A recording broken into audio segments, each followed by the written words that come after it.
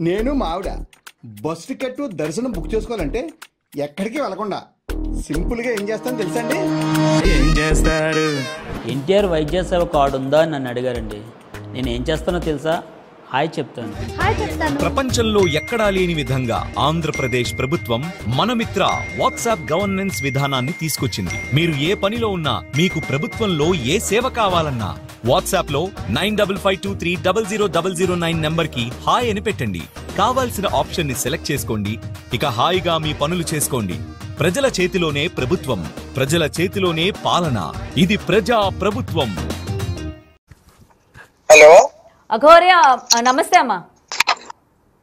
నమస్తే అమ్మా, బాగున్నారు తల్లి? బాగున్నానండి. రైట్, అయితే ప్రెసెంట్ మీరు ఆ కుటుంబానికి దూరంగా ఉంటాను, ముఖ్యంగా వర్షినికి కూడా దూరంగా ఉంటాను అని చెప్పైతే తెలుస్తోంది. ఎందుకమ్మా, ఏం జరిగింది? అమ్మా, గురువులు కూడా కాల్ చేశారు. మా ప్రభాకర్ గురువు కూడా చెప్పారు, ఇలాంటి సాధనలు ఇవ్వాలంటే మీరు కంపల్సరీ వాళ్ళ అమ్మ నాన్న అనుమతి ఉండాలి. అందుకే ఇలాంటి వాటికి ఇంకెప్పుడు చేయకండి. తెలుసో తెలియకో చేశారు, అయిపోయింది. ఆ పిల్ల ఇచ్చి ఆ పిల్ల వచ్చింది, మీరు దీక్ష నేర్పిస్తున్నారు, బాగానే ఉంది. కానీ వాళ్ళ తల్లిదండ్రి పర్మిషన్ కూడా కావాలి. అందుకనే తల్లిదండ్రి పర్మిషన్ తోనే ఎవరు వచ్చినా సరే, ఈమెనే కాదు ఎవరైనా సరే, అబ్బాయిలైనా అమ్మాయిలైనా ఎవరు వచ్చినా సాధన నేర్చుకోవడానికి వస్తే ఫస్ట్ తల్లిదండ్రి అనుమతితోని వస్తేనే మాత్రమే తీసుకొని సాధన ఇవ్వు అని చెప్పడం జరిగింది. 100% నేను గురువులది మాట నేను తీయను కాబట్టి నేను కూడా ఇంకా ఏం మాట్లాడలేకపోతున్నాను. నాకు కూడా వాళ్ళు అన్నది కూడా కరెక్టే కదా, తల్లిదండ్రి తర్వాతనే ఎవరైనా. మరి గతంలోని మిమ్మల్ని అంటే వర్షిని మీరు తీసుకెళ్లేటప్పుడు మీ గురువులు మీకు చెప్పారా అమ్మా, ఇట్లా వాళ్ళ పేరెంట్స్ పర్మిషన్ మీరు తీసుకొని అమ్మాయిని తీసుకొచ్చారా? నిజంగా ఆ అమ్మాయి సాధన నేర్చుకోవడానికి నిజంగానే ఆసక్తి చూపిస్తుందా, నిజంగా మీతో ఉంటదా అని చెప్పి మీ గురువులు మీతో మాట్లాడారా? నేను గురువులకు చెప్పలేదు. అదే నేను చెప్పిన కదమ్మా, నేను ఈ గత ఏదైతే ఇష్యూ జరిగిందో ఆ తల్లి వచ్చినప్పటి నుండి పోలీస్ స్టేషన్ కి వెళ్ళడము, ఆమె రావడము, మేము మళ్ళీ దర్శనాలకు వెళ్ళడము చెప్తాం అనుకునే లోపు ఇదంతా జరిగింది.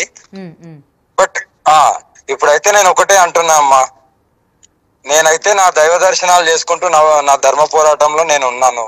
నాకు వాళ్ళకు ఏ సంబంధం లేదు, ఇంకా నన్ను కూడా అడగద్దు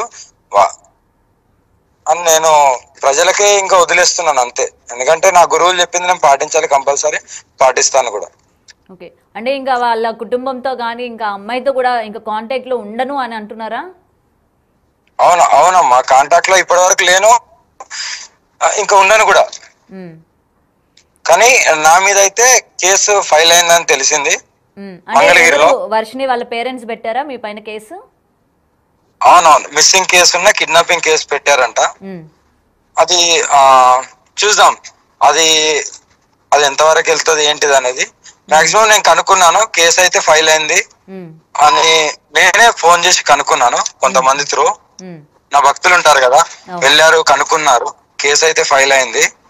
ఒకవేళ కేసు కొట్టేయాలంటే ఎవరైతే విట్నెస్ ఉన్నారో ఆ వర్షిని ఆ తల్లి పిటిషన్ ఆమె వచ్చి పేపర్ రాసి నా ఇచ్చి నేను వెళ్ళాను, కిడ్నాప్ ఏం జరగలేదంటే కేసు కొట్టేయబడుతుంది.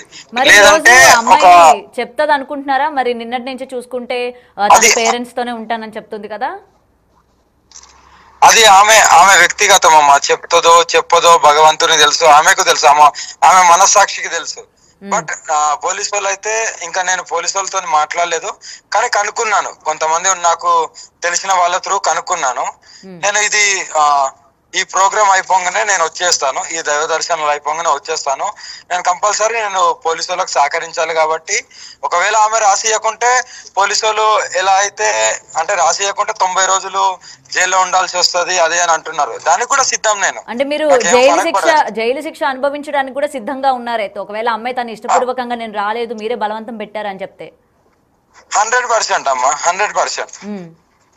ఎందుకంటే తప్పు ఒప్పులు అనేది భగవంతుడు చూసుకుంటాడు.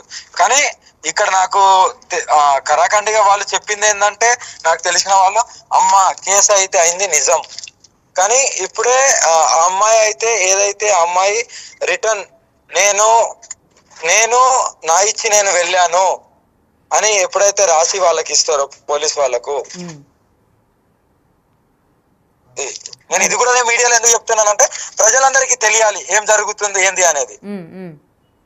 ఆమె రాస్తుందా రాయదా ఆమె మనస్సాక్షికి తెలియాలి. అండ్ ఈ మధ్యలో అమ్మాయిని ఏమైనా మార్చారు అనుకోవచ్చా? అంటే మొత్తం కూడా ఇప్పుడు అఘోరికి యాంటీగా నువ్వు ఉండాలి అని కనిపిస్తుంది కదమ్మా సినారో తల్లి, అది అందరికి కనిపిస్తుంది కదా, ప్రజలకు కనిపిస్తుంది, మన మీడియా వాళ్ళకు కూడా కనిపిస్తుంది ఏం జరుగుతుంది ఎక్కడ ఏంటిది అనేది. రైట్, ఏదున్నా సరే ఫర్దర్ గా ముందుకు వెళ్ళిపోతూనే ఉంటాను. ఇలాంటి చూసుకుంటే నేను వెనక్కి అడిగి వేసినట్టు ఉంటది. కానీ అమ్మ ఒకటి, మీరు జైలు శిక్ష అనుభవించడానికి సిద్ధంగా ఉన్నాను అని అంటున్నారు కదా, మరి ఇప్పుడు దీని గురించి మీ గురువులు మీ వెంట నిలబడ్డం కానీ, ఎందుకంటే మీరు ఇప్పుడు ఒక సాధనలో ఉన్నానని చెప్తున్నారు, అలాగే ధర్మ పోరాటం వైపు ఉన్నానని చెప్తున్నారు, మరి మీరు ఇలా జైల్లో ఉండడం మీ గురువులు మీ తరపున ఏమైనా మాట్లాడే ఛాన్సెస్ ఏమైనా ఉన్నాయా మీ తరపున వచ్చి? అమ్మా నేను ఒకటే చెప్పినమ్మా నా గురువులకు, నేను చేసిన తప్పు తల్లిదండ్రులను ఒప్పించుకోకుండా ఆమె వచ్చింది కాబట్టి నేను సాధనిస్తాను అన్నాను కాబట్టి అది నా మిస్టేకే, గురువులకు చెప్పలేదు కాబట్టి ఆ శిక్ష నేనే అనుభవించాలి, తప్పదు. అది కరాఖండిగా చెప్తున్నాయమ్మా. మరి ఈ రోజు మీరు చేసిన తప్పుకి పశ్చాత్తాపడుతున్నారా? ఎందుకు తీసుకెళ్లాను, ఎందుకు నాకు అసలు ఇవన్నీ ఎందుకు, ఇవాళ జైలు అంటున్నారు, అసలు నేను ఎందుకు ఇవాళ ఇలా తప్పుదోవ పట్టాల్సి వచ్చిందని చెప్పి మీరు ఏమైనా పశ్చాత్తాపడుతున్నారా? పశ్చాత్తాపం అని కాదు, నేనేమనుకున్నా అంటే ఎవరైనా సాధన నేర్చుకుంటే వాళ్ళ భవిష్యత్తు బాగుంటది కదా అని నేను ఆలోచించా. బట్ ఇలాంటివి వెళ్తాయని తెలియదు కదమ్మా. బట్ దేనికైనా సిద్ధం తల్లి, ఓకేనా, దేనికైనా చట్టబద్ధంగా వాళ్ళు ఏ చర్యలు తీసుకున్నా ఐఎమ్ రెడీ. అందులో ఎలాంటిది సందేశం లేదు. నేను గురువులకు చెప్పాను, నేను చేసిన మిస్టేక్ నేనే అనుభవిస్తాను అని చెప్పాను కూడా. మరి ఇప్పుడు ఇంత జరిగిన తర్వాత మళ్ళీ ఇంకెవరైనా సరే మీ దగ్గరికి సాధన నేర్చుకోవడానికి వస్తాము అని అంటే ఏం చెప్తారు మీరు? అంటే మీ సమాధానం ఏంటి? మీ తల్లిదండ్రులను ఒప్పించుకొని రావాలి. తల్లిదండ్రులు వాళ్ళు ఒప్పుకోలేకపోతే మేమేమి చేయలేము, మా దగ్గరికి రావద్దు కూడా.